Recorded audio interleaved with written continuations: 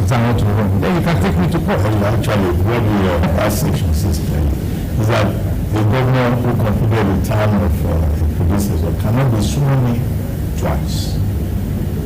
That's what it says. Cannot be sworn in more than twice. So that means if you've been sworn in as acting governor, and then you've been sworn in for a substantive term, then you cannot have a third oath of office. But as you said, governor, they will decide. Now, let me even ask things. Since you are going that way, you quoted it like that, you cannot run for that office for more than one term. You carry as a term. So these are issues. Now, when you say taking oath, somebody also said that the oath that was taken, not as an elective, that the act was talking about somebody not to be elected 3 times. That is what they're trying to get, that is the spirit of that. So you have different, but like I said, I don't want to go into all of that. Let the law, the judiciary, they are the one who interprets the law. Let them decide if there's anything like that at that time. But for now, I have not declared that I'm running an election. There is no timetable. There is no expression of interest. There is no nomination. That will now make it a pre-election matter. And we are going to court. On what basis? Where is the course of action in this? And also, I have immunity. You can't take set of who declare for any election. Where is my nomination form? Where is my expression of interest? Why are you taking me to court? That case should be struck out. Seriously. I mean, you brought it up, so we need to talk about it. And you are a lawyer, so you should to know better. I'm not a lawyer. I only read comments of people. Yes. But one thing I know is I have immunity, and I have not declared for any election. All right. I think with the agreement of the team, we had agreed that there are areas that we want to dwell on, and I think security is the second issue we wanted to address. Yes, so on the issue of security, Your Excellency, the last time I was in Ondo, just a few weeks ago, I heard quite a few of the members of your government. They practically were thumping their chests that Ondo State is one of the most secure place to be, because all the people that came to Ondo by air, by road and everything, they didn't need any security for them to be able to drive around the town. And even Kadi went into town, and I don't think you saw any problem as such. So if it is true that this state is very secured, I'd like to know the security vote of the state. How is it being used to secure the state? And while talking about that, I know that a gentleman called the Are Gani Adams, who is the head of OPC, had consistently said that there are challenges in some part of the Southwest. And I think he specifically, I can't remember, please don't quote me on this, but I think he specifically mentioned that there are bandits and cattle wearers who are deemed to be troublemakers that have situated themselves in some part of Ondo State, and that there is serious concern about that. I don't know whether this is a fact. You're the Chief Security Officer of the state.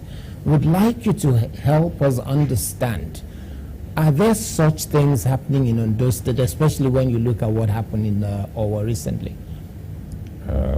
Thank you, Mr. Akintemi, for this question as regards to security. We read a lot of things in the social media. I do see them too. And let me first of all say that there is no country in the whole world where you have that is 100% secure in terms of absence of crime. So there is nowhere that is crime-free in the whole world. But the degree of response and what you do when such isolation cases happen is what you use in sometimes how safe that particular community or state or country is.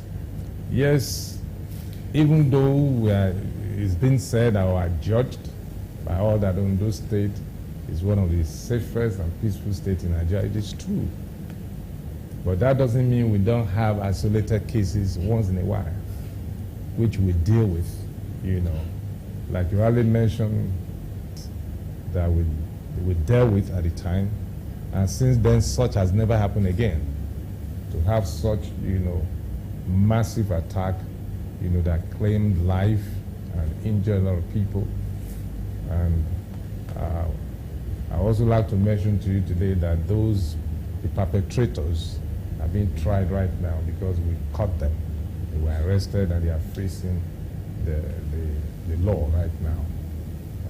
They are being prosecuted by the DSS. We supply report our Motekun and other security agencies that were part of that investigation. And so, yes, we do have such isolated cases once in a while.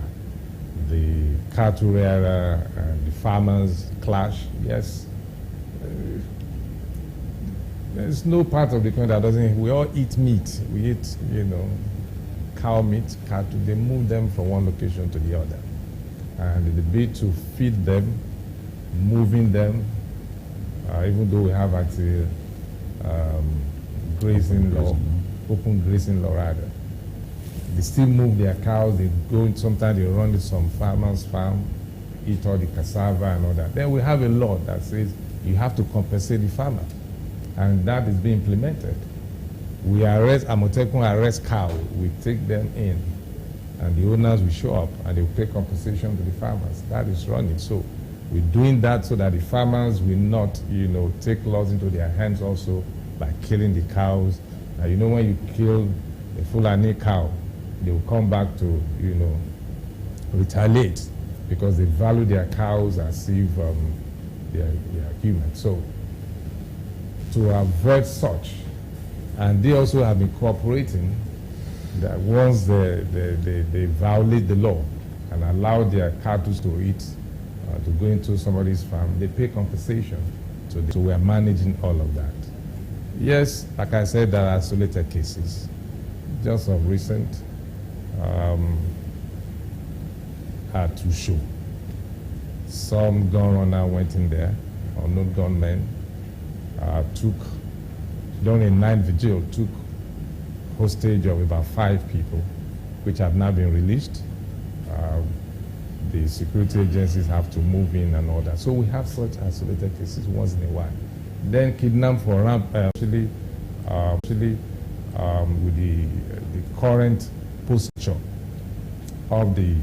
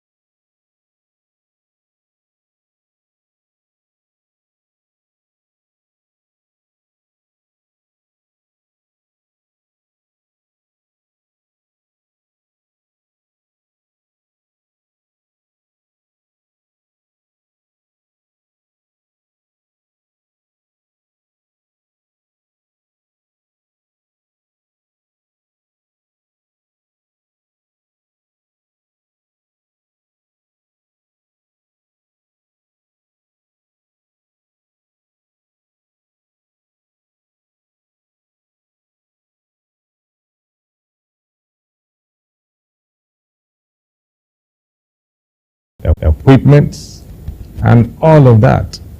The welfare also of the security personnel, apart from their normal salaries, because of the kind of doing. And this covers all the security agencies in the state, not just the police, not just the army, because all of them are involved. The joint task force, the collaboration among all the security agencies in ensuring that the state is safe. And in this time that we are in, security is very, very key, is major in what we do because of the insecurity in the country.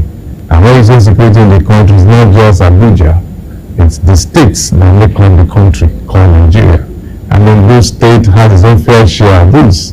And so we have to ensure, for us to ensure, because the work we are doing and the way Amoteco is structured, the recruitment into Amoteco, the personnel are drawn from the various local government, the 18 local government.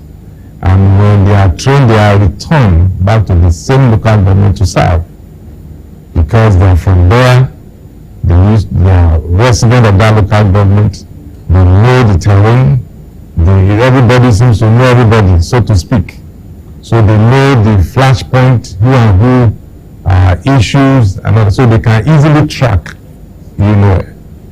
incidents that what happened in the local government.